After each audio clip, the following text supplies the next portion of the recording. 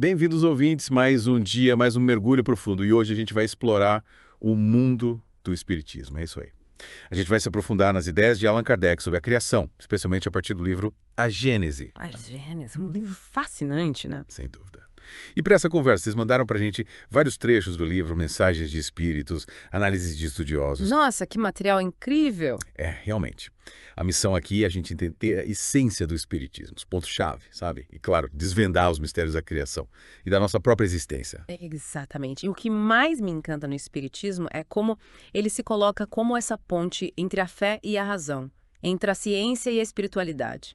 Eu também acho isso muito interessante. Me explica melhor como funciona essa ponte. Bom, diferente de outras doutrinas, o espiritismo incentiva a busca individual pela verdade, o questionamento sem impor dogmas.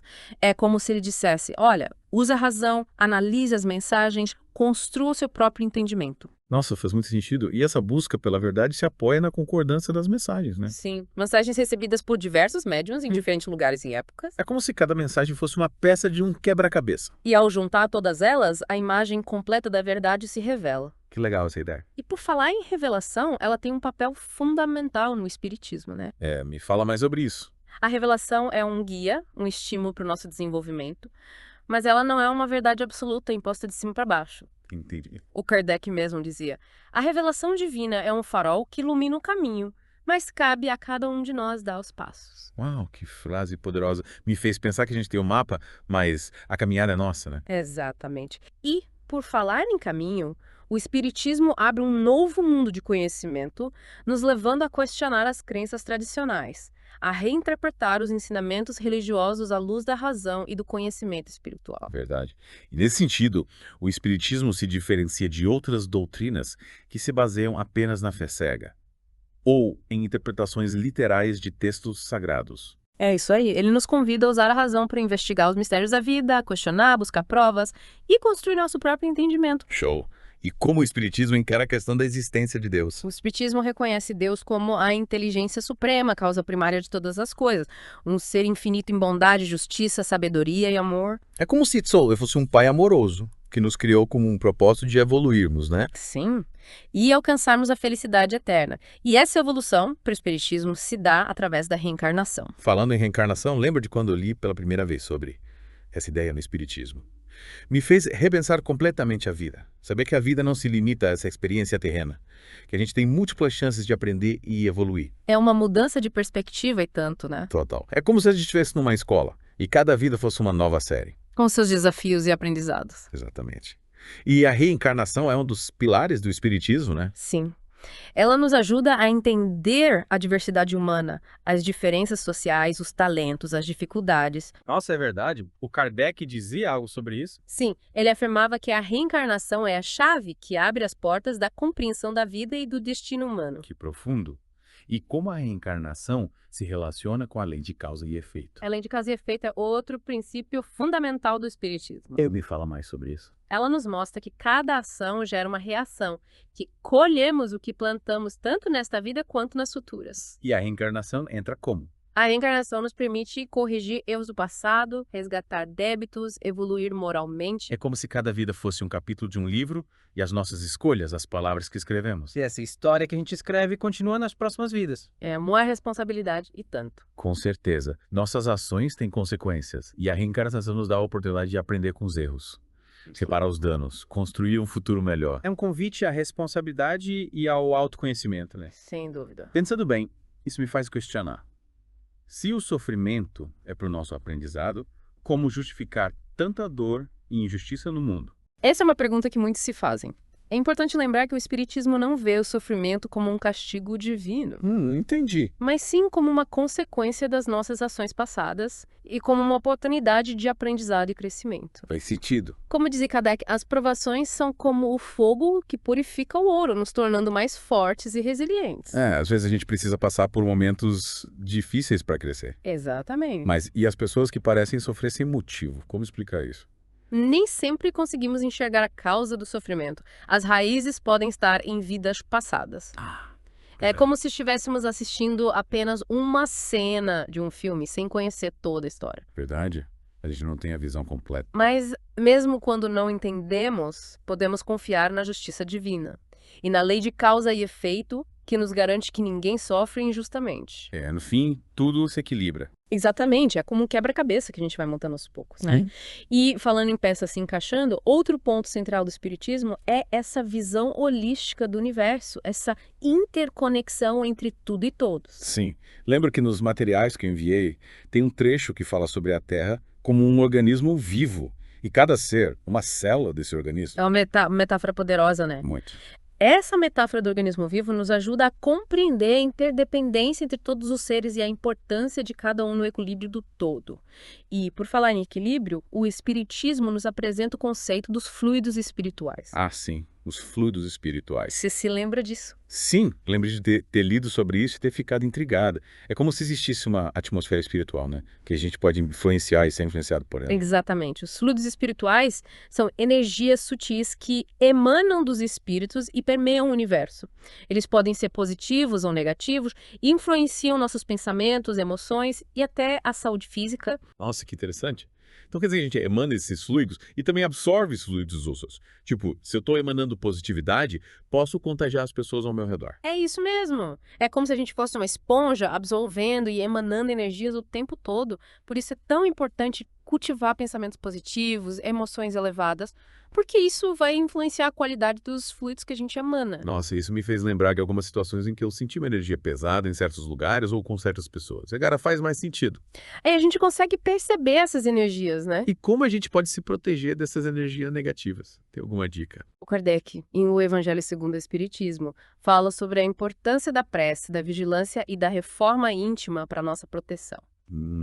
É. Ele compara a prece a um escudo que nos protege das influências negativas e nos conecta com as energias superiores. Então, além de cultivar bons pensamentos, a gente precisa se blindar com a prece. Sim. A prece sincera e fervorosa nos coloca em sintonia com os espíritos de luz, que nos amparam e nos protegem. E além disso, a reforma íntima, o nosso trabalho interior para combater os vícios e as más inclinações, também é fundamental. Para fortalecer o nosso espírito e nos tornar menos suscetíveis às influências negativas. Faz sentido. É um trabalho constante de autoconhecimento e aprimoramento. Exatamente. Falando em reforma íntima, me lembro que um dos temas que me fascinou bastante foi a questão da missão da raça adâmica na Terra. Você pode falar um pouco sobre isso? Claro. A Gênese, vista sob a ótica espírita, nos revela que a raça adâmica, representada por Adão e Eva, foi enviada à Terra com a missão de auxiliar no desenvolvimento da humanidade. Eram espíritos mais evoluídos, com a tarefa de semear a moral, a inteligência e a espiritualidade entre os povos primitivos que já habitavam a Terra. Então quer dizer que Adão e Eva não foram os primeiros seres humanos na Terra. Exatamente. Eles representam a chegada de um grupo de espíritos mais evoluídos, com a missão de impulsionar o progresso moral e intelectual da humanidade. Nossa, que interessante. E a história da queda do paraíso? Como o espiritismo interpreta esse evento? A queda do paraíso para o espiritismo simboliza o afastamento da raça adâmica dos valores espirituais, a sua escolha pelo caminho do materialismo e da busca pelo prazer imediato. Entendi. Ao comer o fruto proibido, Adão e Eva simbolizam a perda da inocência e da pureza original, o início de um ciclo de provas e expiações para a humanidade. É como se a gente tivesse trocado a conexão com o divino pela busca por satisfações materiais, né? Exatamente. E essa escolha gerou consequências que se estendem até hoje, como o egoísmo, a violência, a ambição desmedida. Mas, felizmente, o Espiritismo nos mostra que a redenção é possível, através da reforma íntima, da prática do bem e do amor ao próximo. A gente tem a chance de recomeçar, de fazer diferente a cada dia. Exatamente. Mas e como a gente sabe qual é a nossa missão na Terra? Como a gente descobre o que viemos fazer aqui? A nossa missão, muitas vezes, se revela através dos nossos talentos, das nossas aspirações, das oportunidades que a vida nos apresenta. É importante estar atento aos sinais, aos nossos anseios mais profundos e buscar a sintonia com nossa essência espiritual. Então a gente precisa se conectar com a nossa intuição para descobrir o nosso propósito. Exatamente.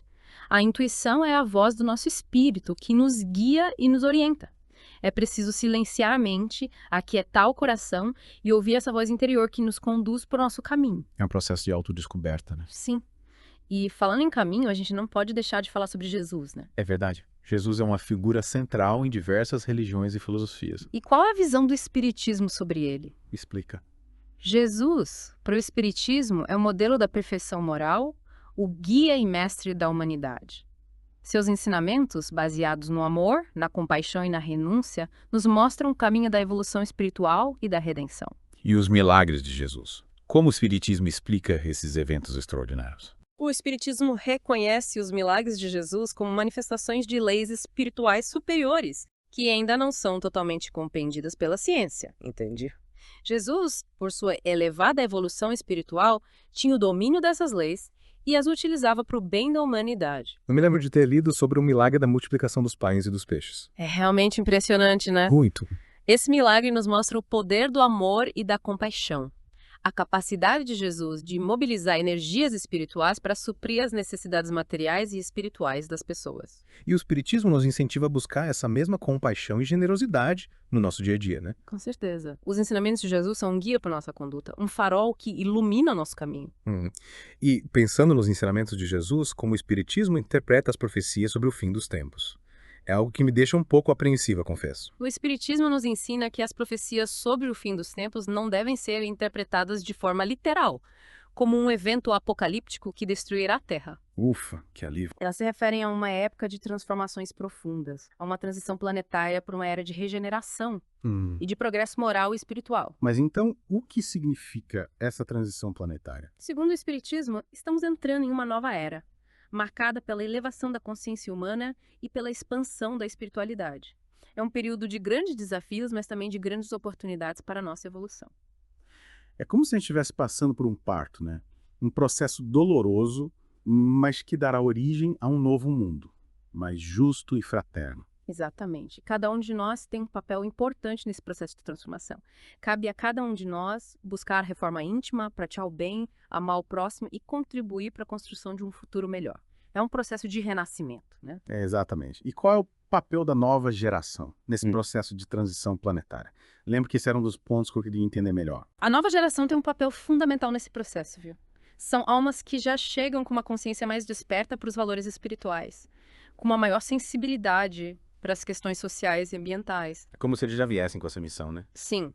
Eles trazem consigo a semente da mudança, o impulso para a construção de um mundo mais justo, fraterno e sustentável. É como se eles fossem os arautos da nova era, trazendo uma nova energia, uma nova vibração para o planeta. Exatamente. E cabe a nós, as gerações anteriores, dar suporte a essa nova geração, acolher suas ideias, incentivar a sua criatividade e ajudá-los a construir um futuro melhor. É verdade, a gente tem muito a aprender com eles também. Sem dúvida. Mas e a gente? Qual é o nosso papel nesse processo?